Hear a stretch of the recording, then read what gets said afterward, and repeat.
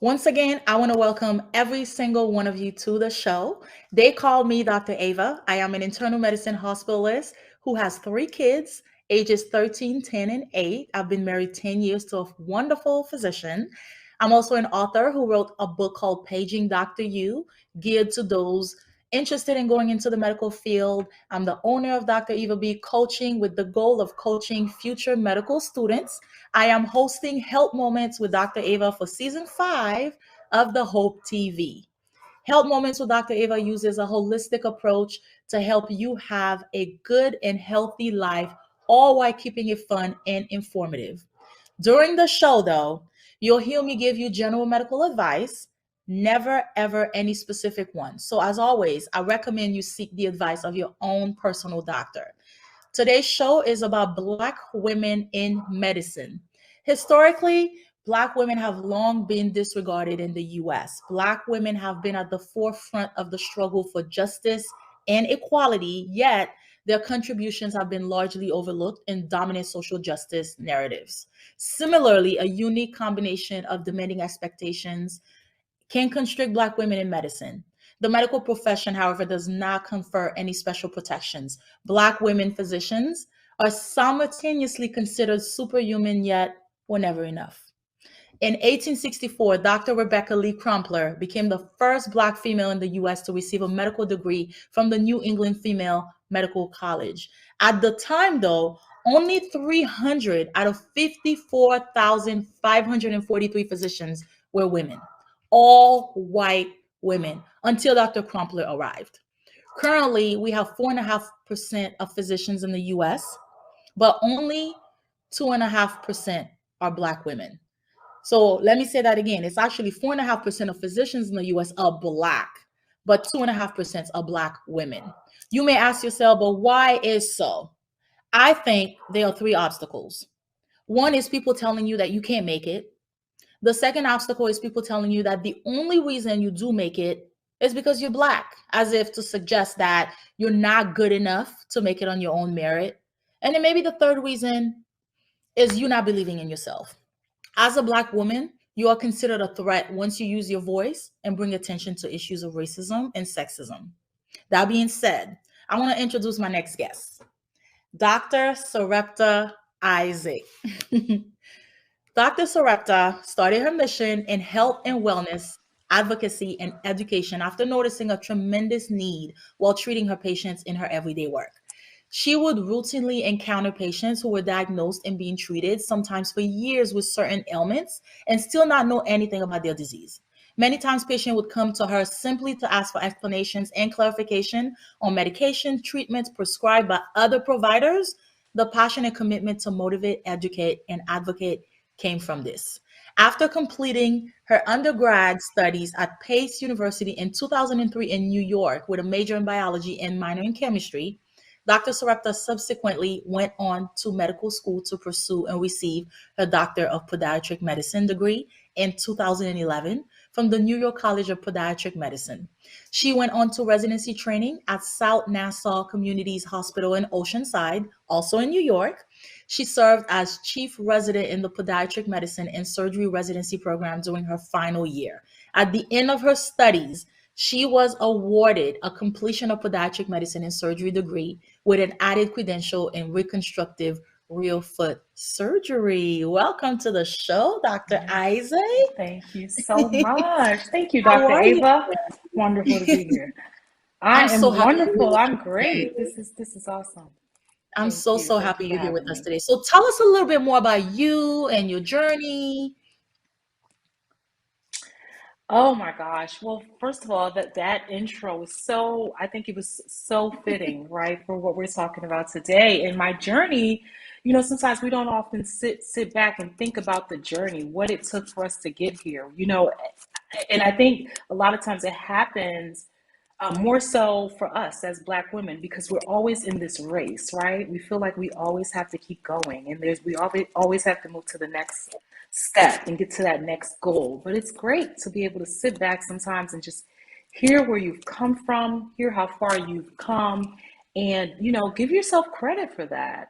You know what I mean? So this is wonderful. Thank you for having me. My journey has been A journey, right? It's been very interesting. Now I'm practicing here. I'm in private practice here in Atlanta, Georgia.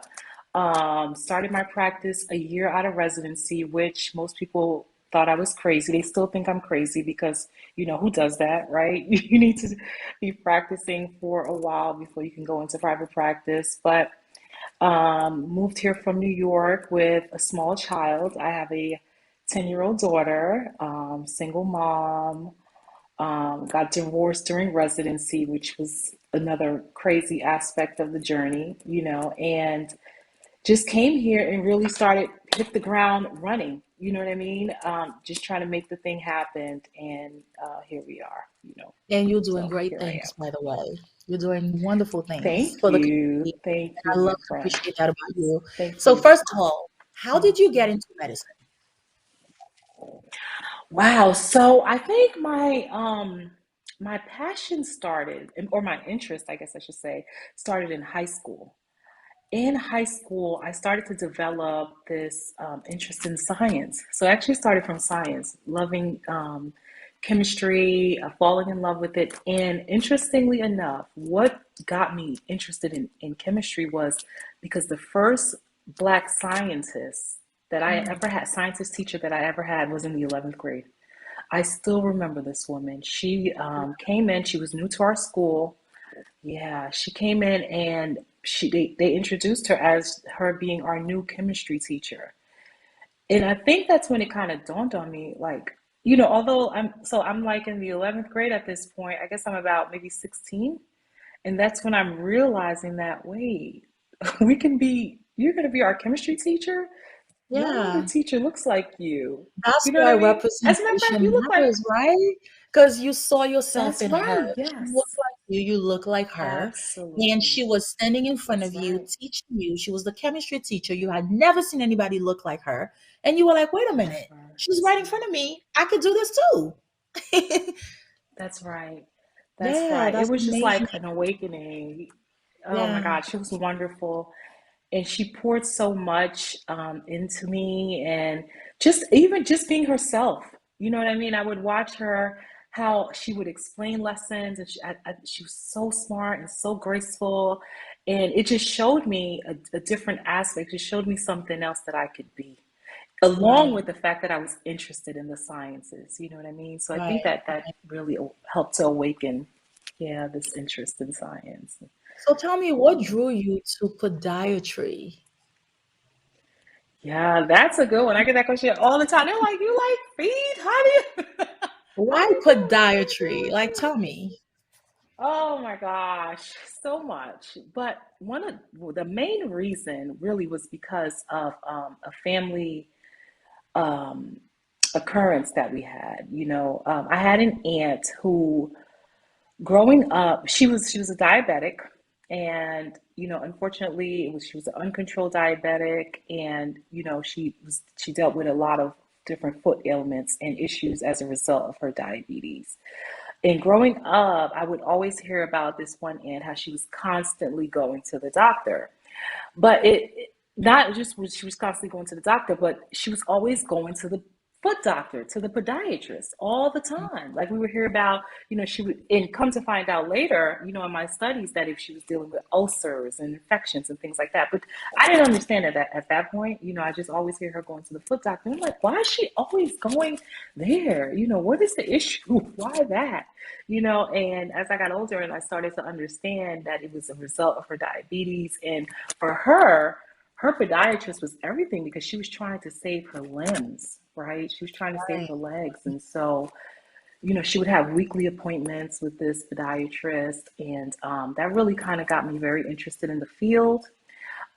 During college, I had an opportunity to shadow a podiatrist back home in Brooklyn, where it was actually two podiatrists who were brothers, and they had a huge practice, few practices all over the city. And so I really got a chance to learn about the field of podiatry. How it Right. afforded you the opportunity to practice both medicine and surgery, which I thought was crazy because Right. traditionally Right. you think you have to pick one, right?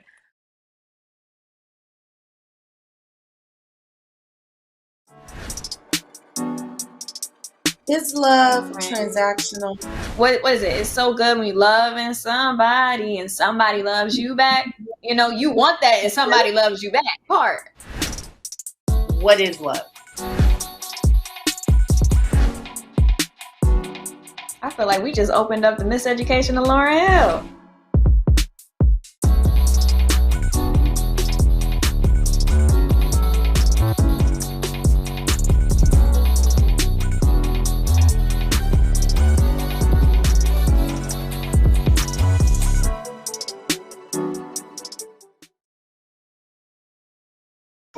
This is the story of a boy who is very sensitive to lights and sounds. So he built secret hiding places where nothing could get in. The boy didn't like looking people in the eye. It made him feel uncomfortable. One day, he found out he had something called autism. His family got him help. And slowly, he learned how to live with it better. Early intervention can make a lifetime of difference. Learn the signs at autismspeaks.org.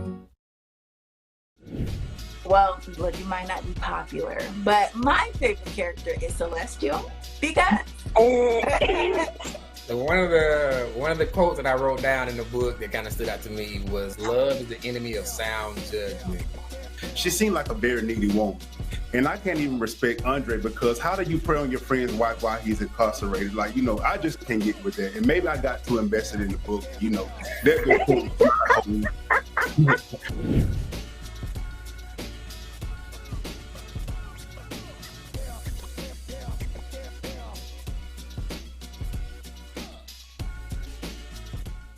I'm realizing that some people might have never heard of a podiatrist before.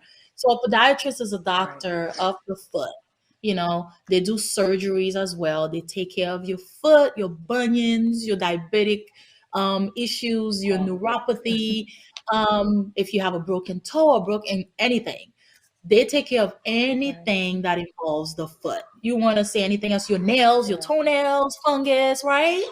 All of it. All of it. Yep. And the foot is a very important part of the body. Yeah. Right. A lot of people don't realize that, we kind of take it for granted. It's funny, I tell people don't think about their feet until something happens, and then they call in my office like crazy, right? You're calling the answering service at 2:00 in the morning. But it is one of those things that once you can't use it, you realize how important it is. Exactly. In addition to the fact that, right, you take it for granted. But yeah, we deal with everything, the foot and the ankle. So anything from ankle fractures to, things like trauma in the lower extremity to sort of like aesthetic things like bunions and hammer toes and heel pain and stuff like that. So it's a wide range. And it affords you a good amount of things to do. Yeah. So how we're essentially unicorns, me and you. Okay. It's not that many of us in the field of medicine in general. I mean, when you think of all the hundreds of thousands of doctors in the United States alone, only 4.5% are Black. And out of the 4.5%, about 2.5% are Black women. It's crazy to me to think that we make up about 13% of the population, but only 4.5% of physicians. That representation is not there, and I'm not surprised at all when patients have never seen, there's been so many patients I've never seen a Black doctor in their lives. I've never seen one when I was growing up. Aside from my parents, obviously, and that's very, very common. We live in the Atlanta area. Not that common in Atlanta. We're lucky here to have kids, because you have a daughter. I have 3 kids. They are going to see Black doctors because we're in Atlanta. That's unusual. But for most places in the country, that is not the norm. So I want to ask you, what is it like being a Black woman in medicine? And tell us. Oh my gosh. Like, you want the good, the bad, and the ugly? You want it all? The good and the bad. Censoring it? I want to know what it's like being censoring it. Yes. What is like being you doing what you do? Oh my gosh, it is crazy. It is. I mean, I start to tell people little stories and tidbits, and they're like, "No." I'm like, "I haven't even gotten to the good part. You have no idea. It is crazy."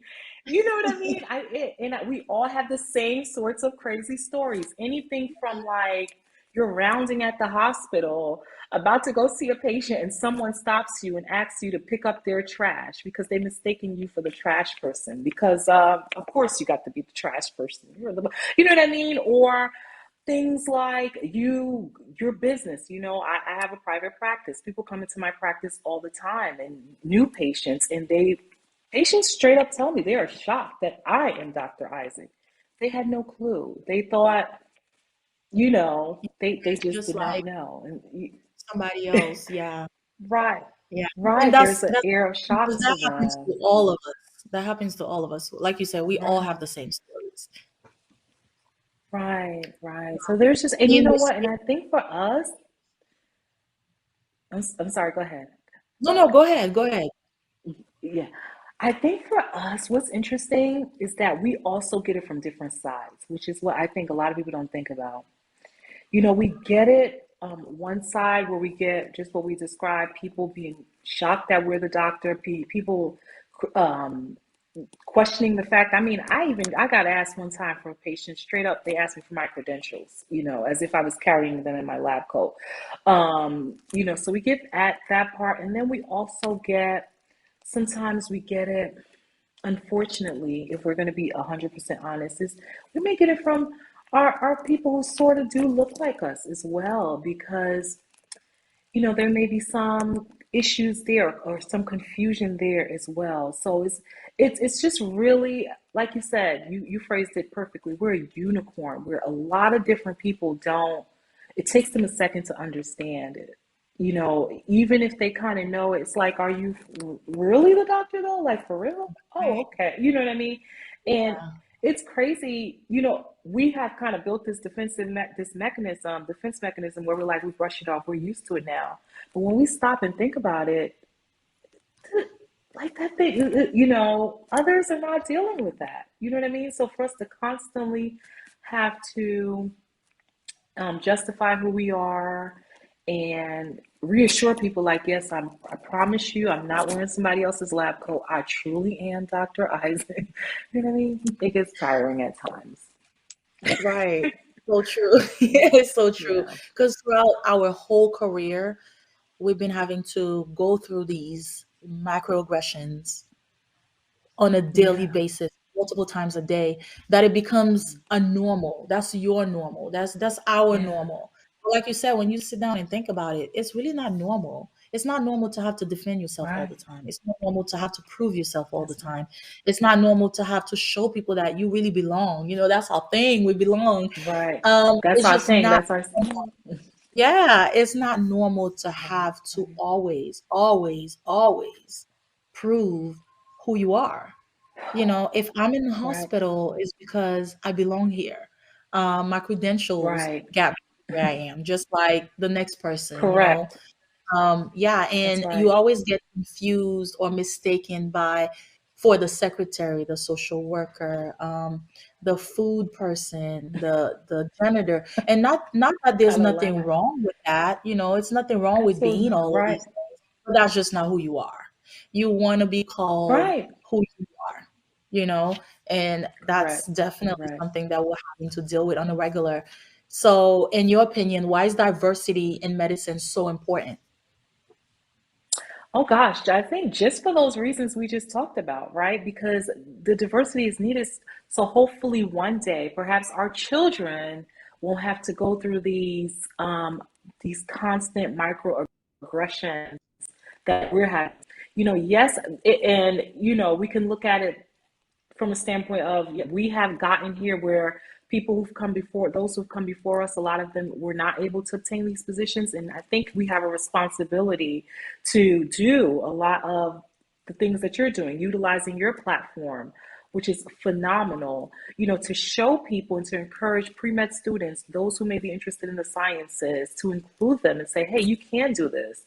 It's important just for us to be able to get rid of this this right here that we're having to deal with. Hopefully our children don't have to. They can practice in peace, practice the same way our white counterparts are practicing, never being questioned, Right. for who they are. Yeah, that's very important. So it's That's very important. yeah.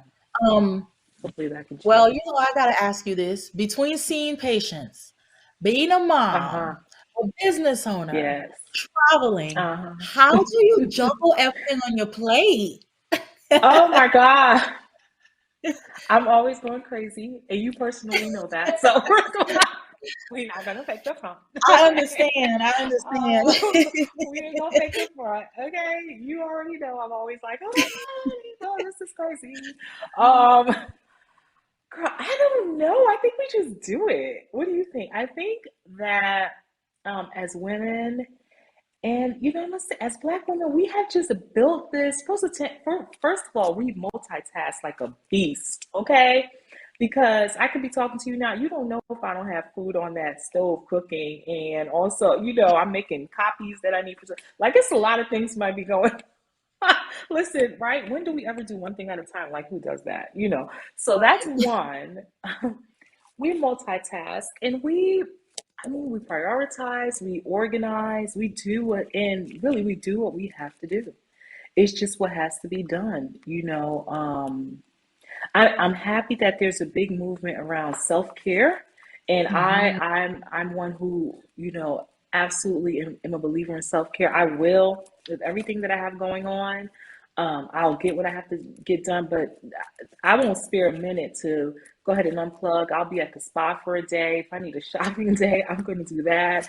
You'll call me and I'll be like, oh, I'm in another country. I'm not here.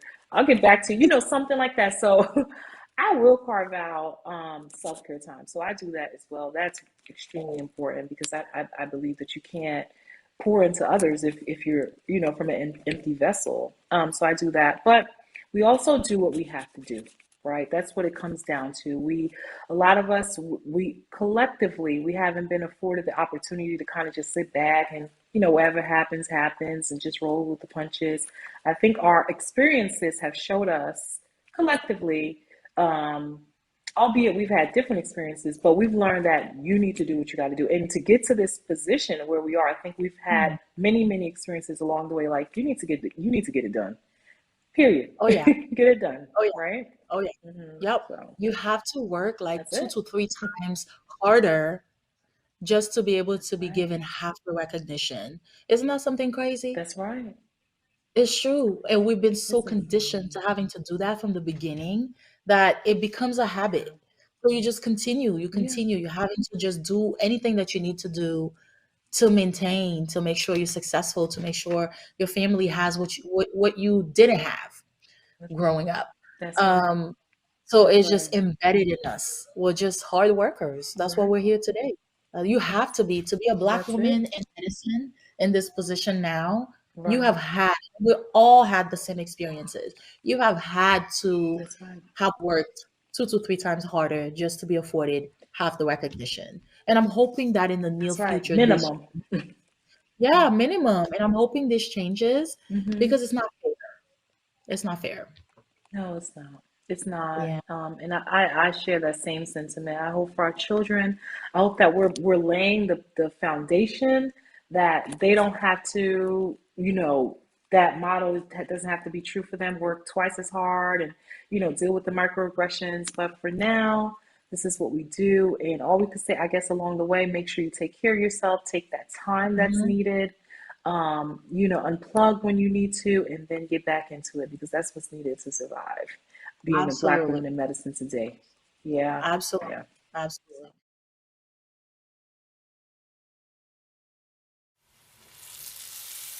Today, we're going to be making some southern fried okra. I know you guys probably saying, ooh, I don't like okra, it's too slimy or whatever. But I'm going to tell you, the way we're going to deep fry this thing, you're not going to taste any slime. Let's go.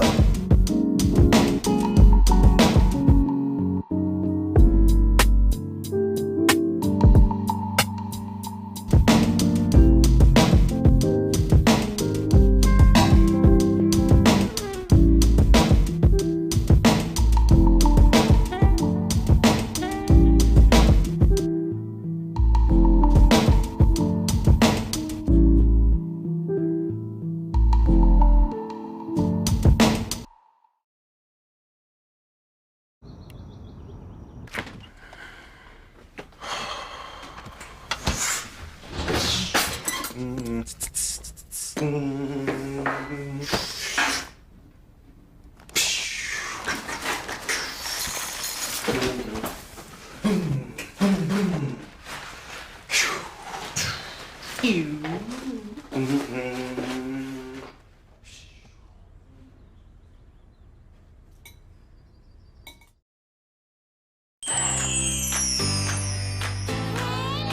still talking all about the season of fall. Hey, Miss Cam. Hey, Miss Cam.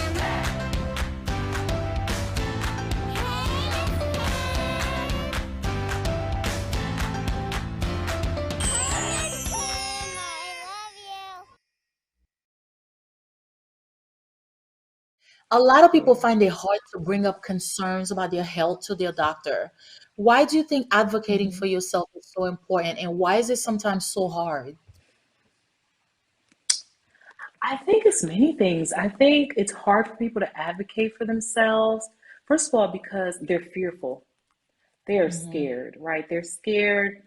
I think traditionally it's been like this whole thing where a doctor is, the be all, the last say, and whatever they say, then don't question.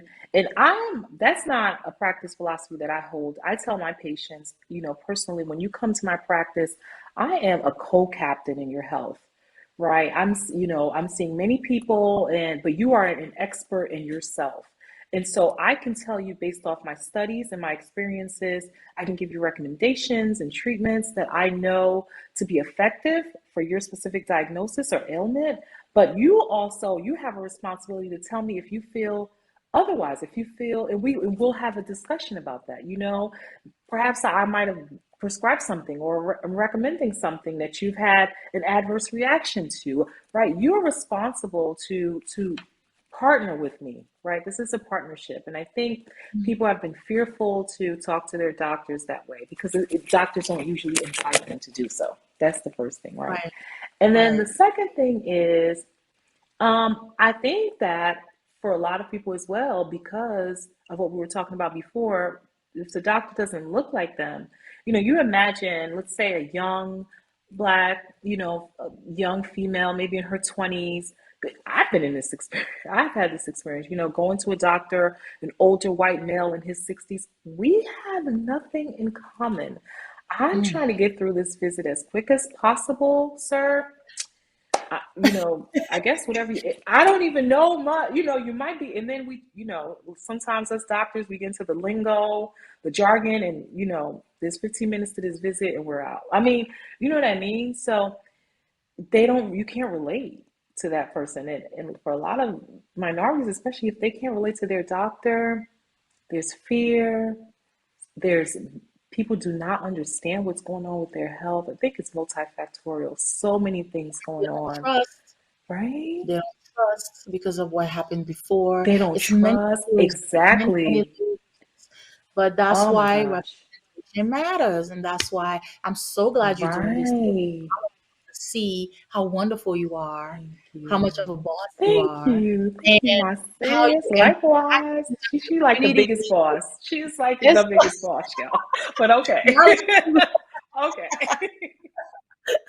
because you're rare, like you even more rare than me. I'm internal medicine, like I know 2.5%, but you are even more rare. A black podiatrist, and then a black podiatrist who has her own practice.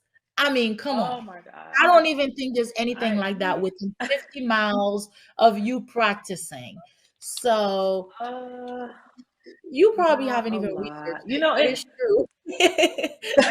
I don't, it's Not many. depressing, no, but yeah, not many, and so that's another point. It's not many of us. And sometimes like we have to, we deal with certain things within ourselves. Like, we read a lot about imposter syndrome. I Mhm. remember when I first graduated residency and I started attending like my state conferences, my state medical conferences, you get your CMEs and do your lectures and stuff.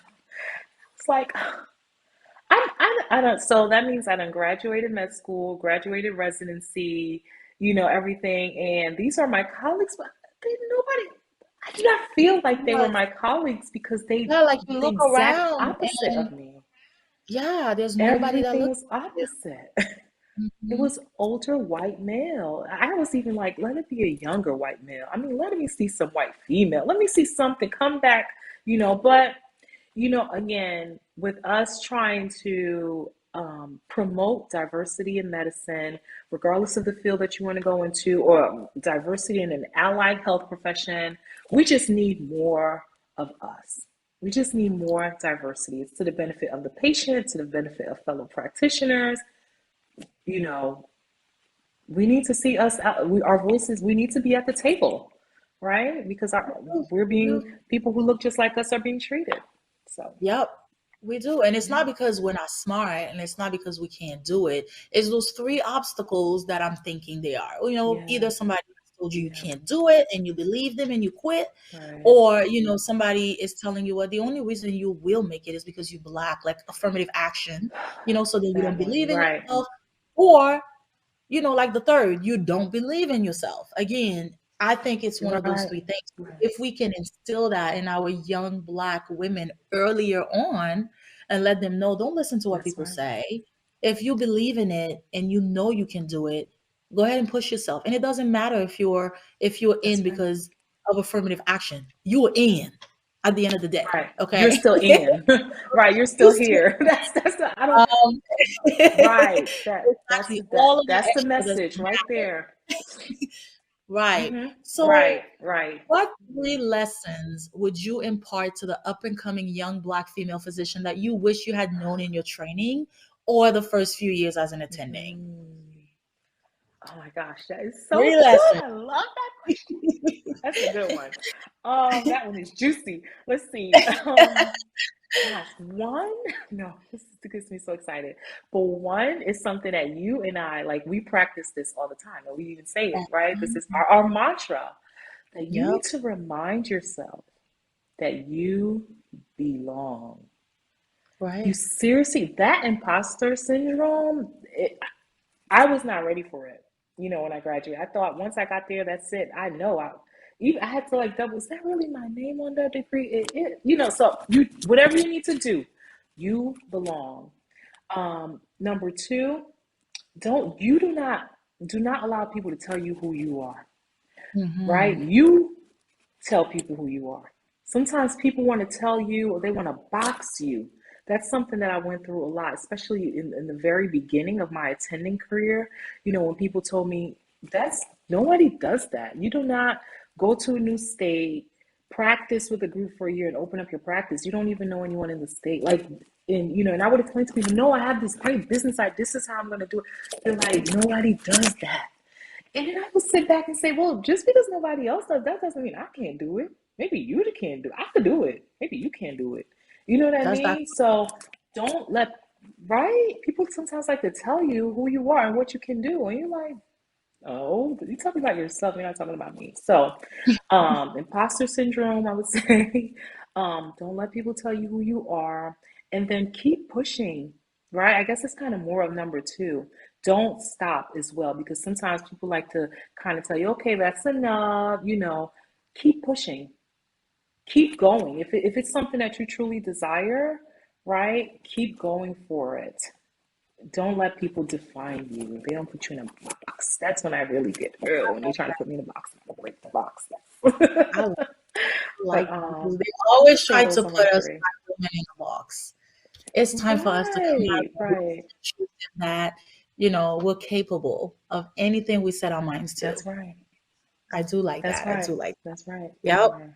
We are. Well, I just want to thank you so much for taking the time to come and show, our viewers what you're about, teaching them about podiatry, medicine, because you are very inspiring.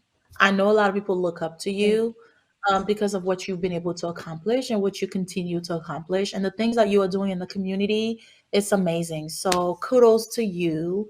And I know you're super busy, so I appreciate you taking the time to come here and talk to us and the viewers.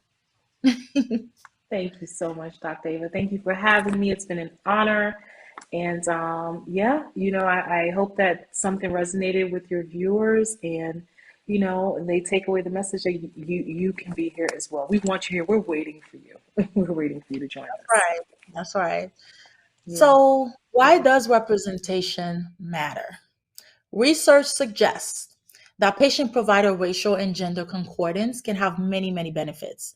A Black female patient receiving care from a Black female doctor has more trust, better communication, a shared medical decision-making. And in addition, studies also indicate that racial and ethnic minority physicians are more likely to practice primary care and serve in underserved communities than their white counterparts.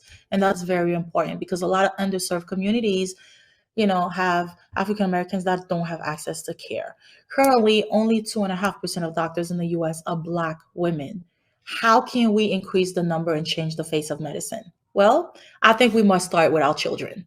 Building the foundation for education as early as possible is imperative for successful goal planning. There are programs out there that are aimed at getting more girls and women into STEM. And the sooner young girls start these programs, the more prepared they are for college with knowledge and also even possible scholarships. Another thing that I would suggest is read to your children. Making reading and learning a daily ritual will build their love of learning and also establish the practice, not as a chore, but as a way of life. And that is important.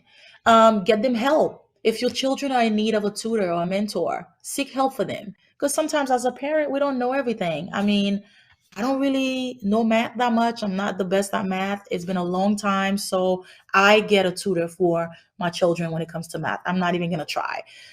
So that way I can make sure that they're successful and that they continue to prosper. Also, positive nurturing, words of affirmation for your children's future and present greatness is imperative. Letting your children know that you are interested, invested in their dreams and goals will go a long way towards helping them reach their fullest potential. More Black doctors simply mean more Black lives saved and fewer health problems. More Black doctors also mean greater trust in the system, better communication. More Black doctors also simply give patients hope that the world is committed to providing equitable healthcare for all. I didn't have a Black doctor growing up. You can't be what you cannot see. My goal is to pave the way for other little Black girls that look like me that want to be a doctor. I can let them know that it's possible because if I can do it, so can they. Thank you again for watching the show today. I hope to see you next time.